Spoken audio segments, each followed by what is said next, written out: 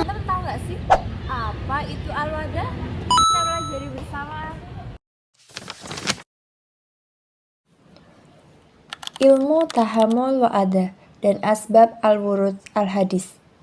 Pengertian ilmu tahammul wa'adah adalah cabang ilmu hadis yang membahas proses penerimaan atau yang disebut juga dengan tahammul, dan ada adalah penyampaian hadis. Tahammul berarti cara seseorang menerima hadis dari guru atau perawi sebelumnya, sedangkan ada adalah cara menyampaikan hadis tersebut kepada orang lain. Ilmu ini penting untuk menjaga keaslian, keabsahan, dan kemurnian hadis sebagai sumber hukum Islam setelah Al-Quran. Pentingnya ilmu tahammul wa'adah. Yang pertama, untuk menjamin bahwa hadis yang diterima dan disampaikan benar-benar berasal dari Nabi Muhammad SAW tanpa perubahan. Yang kedua, penting untuk menjaga kualitas dan keakuratan setiap hadis yang diterima dan disampaikan sehingga tidak terjadi distorsi dalam ajaran Islam. Yang ketiga, membantu ulama untuk membedakan antara hadis yang sahih dan tidak sahih. Aspek dan metode tahammul atau yang disebut juga dengan penerimaan hadis. Itu ada 5 aspek. Yang pertama, al-sama, yang berarti mendengar.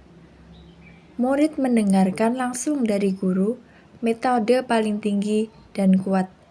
Yang kedua, ada al-qiraah atau yang berarti membaca. Murid membaca hadis di hadapan guru, baik dari hafalan maupun teks. Yang ketiga, ada al-ijazah atau izin. Guru memberikan izin kepada murid untuk meriwayatkan hadis tertentu. Yang keempat, al-munawaloh atau yang disebut juga dengan pemberian.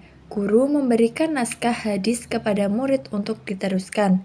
Yang kelima, al-wijadah atau penemuan. Murid menemukan teks hadis tanpa interaksi langsung dengan guru. Aspek dan metode ada atau penyampaian hadis. Penyampaian secara lisan berarti menyampaikan hadis dari hafalan secara langsung. Yang kedua, ada penyampaian secara tertulis, menulis hadis yang diterima dan menyerahkannya kepada orang lain. Yang ketiga, penyampaian dengan izin atau ijazah, menyampaikan hadis setelah mendapatkan izin dari gurunya. Yang keempat, ada syarat perawi, harus adil atau berakhlak baik, dan dabit atau daya ingat kuat agar hadis tetap sahih. Kategori periwayatan hadis itu dibagi menjadi 2. Yang pertama, periwayatan secara lafadz. Itu berarti menyampaikan hadis dengan redaksi persis seperti apa yang diucapkan Nabi. Yang kedua, periwayatan secara makna. Menyampaikan inti pesan hadis dengan kata-kata sendiri selama makna tidak berubah. Setelah kita mempelajari materi ilmu tahammul wa'adah, kita masuk ke asbab al-wurud al-hadis. Pengertian asbab al-wurud adalah ilmu yang mempelajari sebab-sebab atau latar belakang munculnya suatu hadis.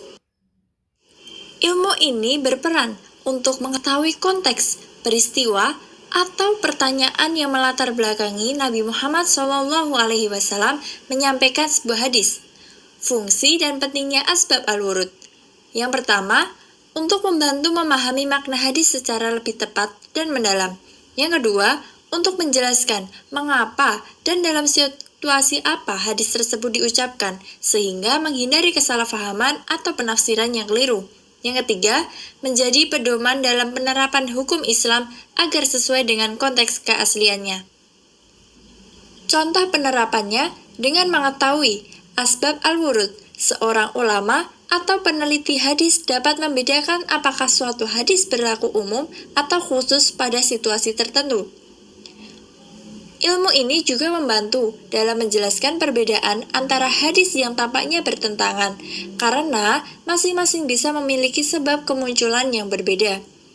Jadi, singkatnya, asbab al-wurud itu sangat penting untuk memahami konteks, maksud, dan penerapan hadis secara benar dalam kehidupan umat Islam. Kesimpulan dari ilmu asbab al-wurud adalah ilmu yang menjelaskan sebab-sebab atau latar belakang munculnya suatu hadis, baik berupa peristiwa, keadaan, waktu, atau pertanyaan yang menyebabkan Nabi Muhammad SAW mengucapkan sabdanya. Ilmu ini sangat penting untuk memahami maksud hadis secara lebih mendalam, agar tidak terjebak pada pemahaman tekstual yang keliru. Asbab al-wurud membantu menentukan apakah hadis bersifat umum atau khusus, mutlak atau terbatas, serta atau tidaknya penghapusan nas dalam hadis tersebut. Menurut Imam As-Suyuti, asbab al-wurud dapat dikategorikan menjadi 3, yaitu sebab yang berupa ayat Al-Quran, sebab yang berupa hadis itu sendiri, dan sebab yang berkaitan dengan para pendengar di kalangan sahabat. Dengan demikian, asbab al-wurud berfungsi sebagai konteks historis yang menjadi pisau analisis dalam studi hadis untuk memahami maksud dan hukum yang terkandung di dalamnya.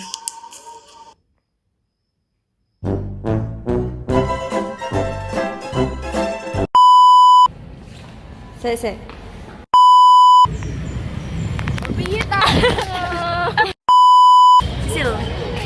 Mau pulang. Hai Tata. Aku harus jalan ini. Halo teman-teman, kita akan membuat video. Capek banget. Gak bisa.